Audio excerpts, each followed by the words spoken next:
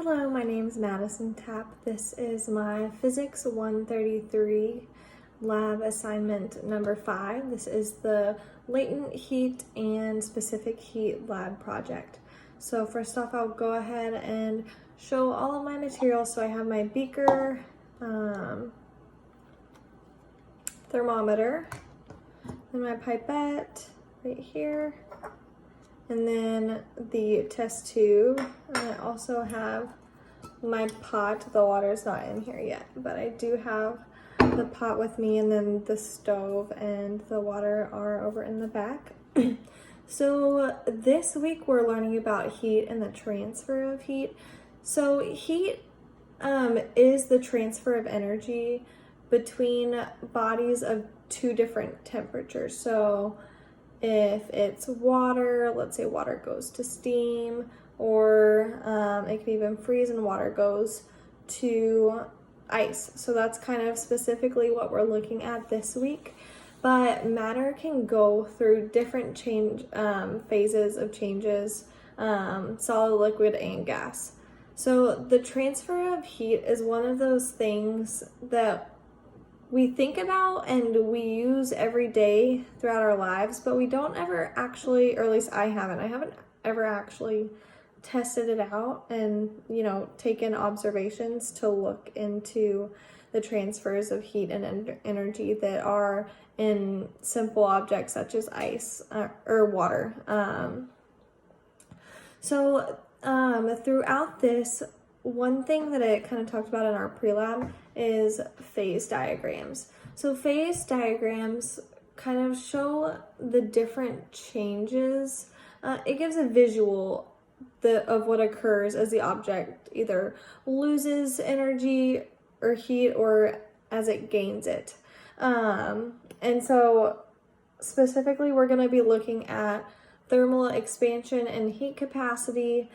So thermal expansion is the change in the linear expansion. So you're going to be taking your initial length and multiplying it by the object's coefficient of expansion, and then multiplying that by the change in temperature.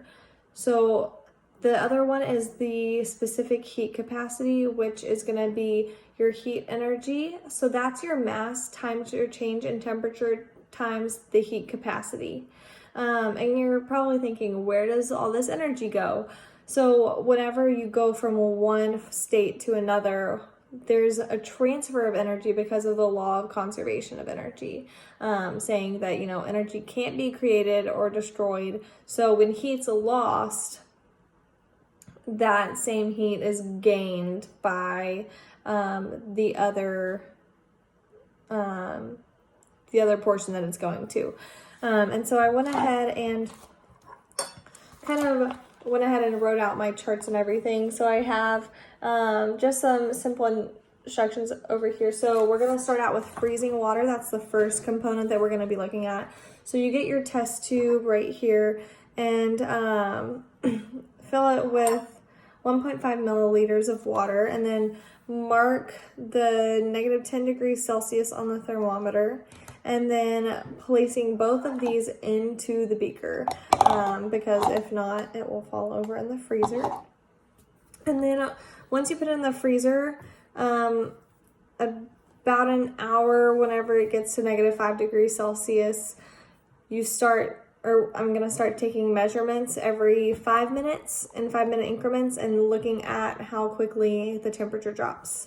And then I'm gonna record that down, the temperature, and make my observations. And then after this one, we're gonna go into the boiling water experiment, which is with this guy.